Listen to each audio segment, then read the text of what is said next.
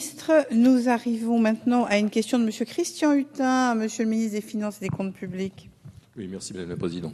Madame la Ministre, je voudrais, en tant qu'élu d'Dunkerquois, attirer votre attention sur une injustice criante qui touche les bassins industriels. Dans le cadre du mode de calcul du fonds de péréquation intercommunale, vous savez, cette péréquation horizontale qui était légitime puisqu'elle permettait à des territoires plus riches de donner un peu de financement à des territoires plus pauvres. Or, de richesses dans les bassins industriels, il n'en existe de moins en moins. Nous nous appauvrissons.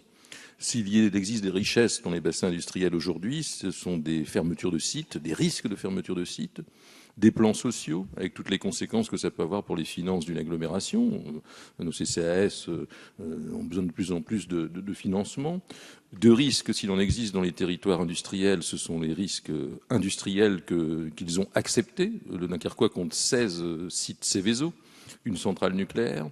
C'est une acceptation d'un risque qui n'est pas prise en considération dans le cadre du mode de calcul de la péréquation. S'il existe des risques, ce sont des risques de santé publique. Je connais bien le problème malheureusement de l'amiante, les risques de santé publique, de médecine du travail, d'accidents du travail, de maladies professionnelles, qui sont souvent aussi à la charge des agglomérations. Nos territoires, nos bassins industriels sont la richesse de la France, mais s'appauvrissent.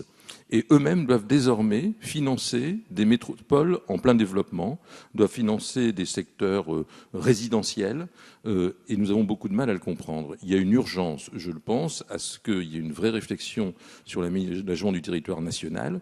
À l'heure actuelle, un certain nombre de volontés de création de richesses industrielles sont contestées par la population. Nous avons accepté les risques, nous avons une histoire dans les bassins industriels, nous avons des difficultés importantes, et rien n'est pris en compte dans le cadre de cette péréquation au sujet des domaines dont je viens de vous parler. Voilà, Madame la Ministre, je pense qu'il y a une nécessité d'avoir une politique d'aménagement du territoire qui prenne en compte les risques et les difficultés des territoires industriels, de nos bassins industriels français.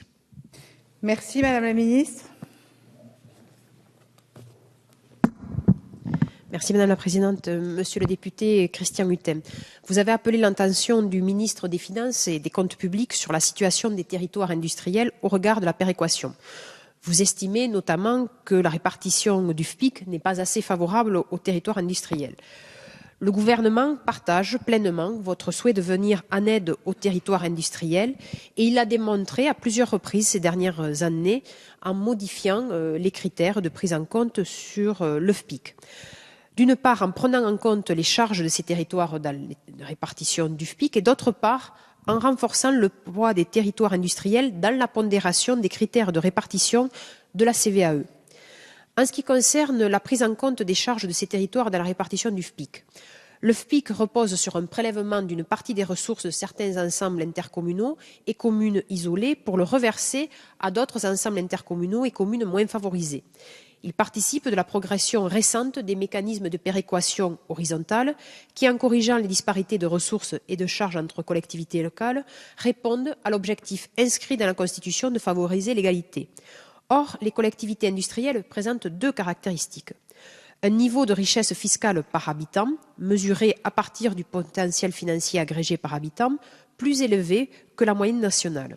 Cet écart de richesse fiscale s'explique pour partie par les montants figés au titre de la dotation de compensation de la réforme de la taxe professionnelle et au titre du FNGIR, puisque ces collectivités sont généralement perdantes ont été généralement perdantes à la réforme de la fiscalité directe locale en 2010, et également un niveau de revenu par habitant en général inférieur à la moyenne, ce qui traduit un niveau de charge plus important, comme vous l'avez indiqué. Malgré cette situation défavorable, la contribution par habitant de ces territoires était en 2012 plus importante que la moyenne nationale. C'est pourquoi le législateur a décidé d'introduire en 2013 le critère du revenu par habitant dans le calcul des contributions au titre de ce fonds à hauteur de 20%. Et vous savez bien que le critère du revenu par habitant est celui qui est le plus pertinent pour estimer de les difficultés et de la pauvreté d'une population. En 2014, la part du revenu par habitant dans le calcul des contributions au titre du FPIC est passée de 20 à 25%, ce qui est favorable aux territoires industriels. En ce qui concerne la répartition de la CVAE, lorsqu'une entreprise assujettie à la CVAE dispose de locaux ou emploie des salariés exerçant leur activité depuis plus de 3 mois dans plusieurs communes, la valeur ajoutée qu'elle produit est imposée dans chacune de ces communes et répartie entre elles pour un tiers au prorata des valeurs locatives des immobilisations imposées à la CFE et pour 2 tiers au prorata de l'effectif employé. La CVAE des entreprises frappant la somme des flux financiers rémunérant les facteurs de production qui participent à l'activité de l'entreprise et non pas les investissements productifs sur lesquels la taxe professionnelle était assise, les territoires industriels se sont trouvés pénalisés par la réforme de la fiscalité locale. Le changement d'assiette imposable s'est traduit par des transferts de base entre collectivités territoriales au détriment de celles d'entre elles qui accueillaient à titre principal des établissements industriels. Corrélativement, la forte augmentation de la part des impôts ménages dans les ressources fiscales du bloc communal risquait par ailleurs de conduire à des arbitrages locaux moins favorables au développement économique, notamment à l'implantation des activités industrielles les plus risquées ou les plus polluantes. Aussi, l'article 108 de la loi n° 2010-1657 du 29 décembre 2010 de finances pour 2011 a introduit un traitement particulier pour la territorialisation de l'assiette de CVAE des établissements détenant des immobilisations industrielles.